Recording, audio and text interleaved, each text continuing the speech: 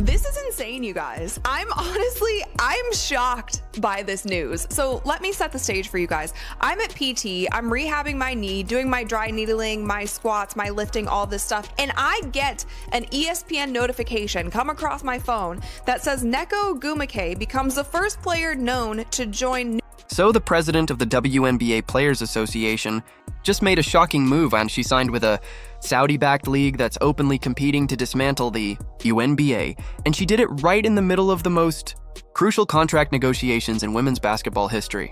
You're probably thinking, wait, what? That's insane. Because what Nneka Ogwumike just did doesn't only affect her, it affects every single player in the league. And by the time you're done reading this, you'll understand why this might be the exact moment everything changes.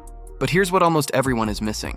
Will rival the WNBA. It's a 5v5 league. It is backed by Saudi Arabian money. So essentially a lot of money is backing this league. It's in Europe and Asia. The games will be played overseas for 14 weeks and they want 66 players. And the very first one to be announced is next. Did you catch that? Rival the WNBA, not complement it, not partner with it, rival it. And get this, we're talking about Saudi Arabian money. The same money that poached golfers from the PGA Tour and said, "We don't care who watches, we'll pay you anyway." I'll show you those numbers in a second. But first, you need to understand what's happening at the negotiation table right now. Because it's not just Nneka with a conflict of interest. Every person negotiating for the players has equity in other leagues. Breanna Stewart and Nafisa Collier created Unrivaled. Kelsey Plum owns equity in Unrivaled.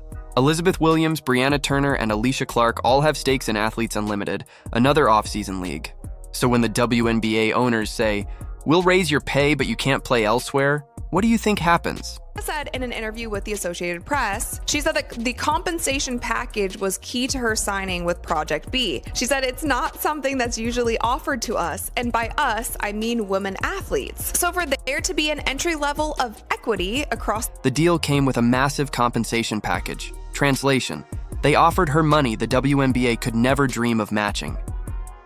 And here's the twist, was Project B isn't just offering bigger salaries. They're giving players equity stakes in the league itself. Sounds incredible, right? But here's the part no one's talking about. Equity doesn't pay out overnight. You can't just cash it in. The company has to grow, succeed, and maybe go public before you ever see real money. And those shares? They're tiny fractions of ownership, not the life-changing stakes people imagine. Still, this situation gets even crazier the deeper you look. But they have promoted themselves as a league that wants to rival the WNBA. When Unrivaled was coming out with their league, they always said that they don't want it to compete with the WNBA. It is something that's completely different. It's 3v3, it's all of these things. That was that, and the WNBA still doesn't like that, okay? Do you think for 1 second? Listen to what she just said. This is just another one of those opportunities. Another opportunity. Like the WNBA is just one option out of many now. And you know what? She's not wrong. But here's the problem. When you're the president of the Players Association, your job is to fight for everyone in the league. Yet if you've already secured your own payday with a rival organization, the unity falls apart. The leverage disappears. And the players who depend on the WNBA the most, the hardship contract players, the middle-tier athletes chasing their dream, they're the ones who suffer. Project B isn't recruiting them. They're chasing the top 66 players only. So, if the WNBA locks out because of failed negotiations, where do the rest go? Nowhere, and that's where things get dark. By Saudi money, no other league is going to be able to compete, even the WNBA. No other league is going to be able to compete with the amount of money that they will pay players. And the thing is, they will pay these players and they don't care if the league ever profits. They don't care if people watch. They don't care if people tune in. They don't care if there's butts in seats. They're gonna... Let me show you what happens when Saudi money steps into a sport. Look at LIV Golf versus the PGA Tour. The average PGA Tour final round in 2024 drew 2.66 million viewers.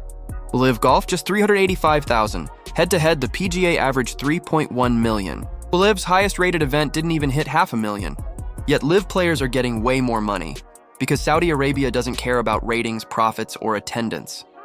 This isn't about business. It's about sports washing, using sports to improve their global image. And if you think I'm exaggerating, wait until you hear what's already planned for Project B. Project B, which intends to stream its games, will see players competing on a traveling circuit just like golf, tennis, and auto racing. I'm sorry, this is just crazy. Like, we haven't seen anything like this in professional sports, okay? We truly haven't. We want premier cities, and our goal is to create an F1 style team. An F1 style global event traveling to top cities, crowning a world champion.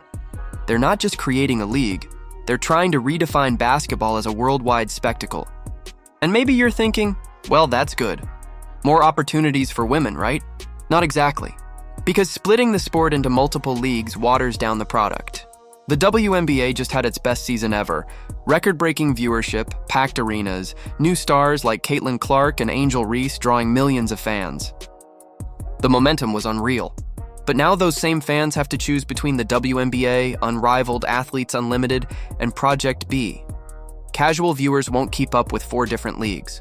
And that's exactly how the sport loses its momentum. But there's something even more alarming beneath the surface. In hell that they can keep that momentum going to a different league, especially a league that is going to be overseas. Yes, you might get some global basketball fans involved, but I personally just don't see it. And so I don't blame the players for taking the money, but if anybody thinks that this league is just going to immediately rival the WNBA and put up crazy, like I said, the results of this league don't matter. So I don't know how this affects the WNBA. Basketball has never been just a game. That's Candace Parker, one of the all-time greats, promoting Project B. She said, "Players have carried the game without a real stake in its future." Translation: the WNBA failed to reward its athletes properly. And honestly, she might be right. But when legendary players like her throw their support behind a competing league, what message does that send to the owners across the table? It says, "We don't need you anymore." That's powerful leverage. Force the WNBA to pay up or risk losing its biggest names. But there's a fatal flaw in that plan, one that's about to backfire on everyone involved. It's those players who are coming in on hardship contracts. It's those players who want to stay in the States and their dream was to play for the WNBA. Like, those are the players who are most affected if the WNBA season stalls, if the WNBA season locks out. This Project B is talking about the top 66 players. I doubt that they care about some hardship player who's coming in and out. Let's talk about the players we never mention, the ones fighting just to make a roster. While Nneka Ogwumike locks in her Project B deal and Breanna Stewart builds her unrivaled empire, these players are grinding for temporary contracts, hoping for a few games on the court.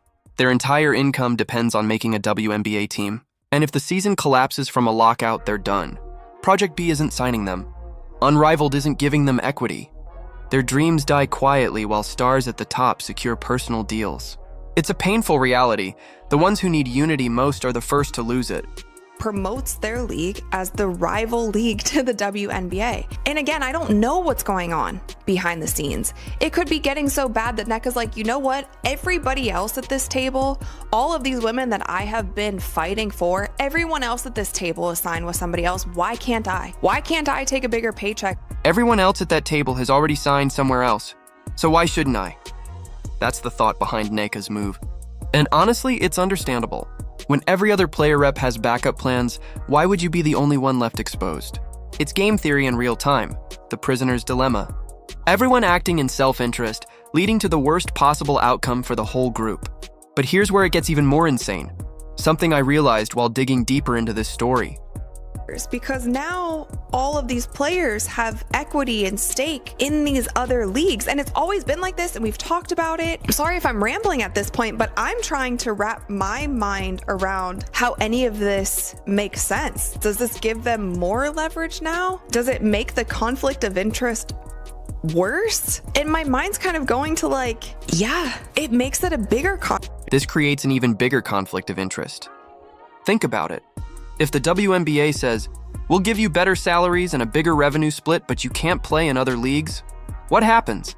Every player rep at that table is already locked into off-season leagues. Nneka with Project B, Breanna Stewart with Unrivaled. They can't agree without breaking contracts or walking away from their investments. So their only choice? Push for off-season play to stay allowed, or let talks fail and join their rival leagues anyway. And if that happens, Unrivaled and Project B explode in popularity while the WNBA loses everything it's built. The momentum dies, and maybe that was the plan all along. So here's the takeaway. This isn't just about money or leagues. It's about loyalty, legacy, and what happens when personal gain outweighs collective progress. The WNBA is standing at a crossroads, and the next few months could decide whether women's basketball unites or shatters forever.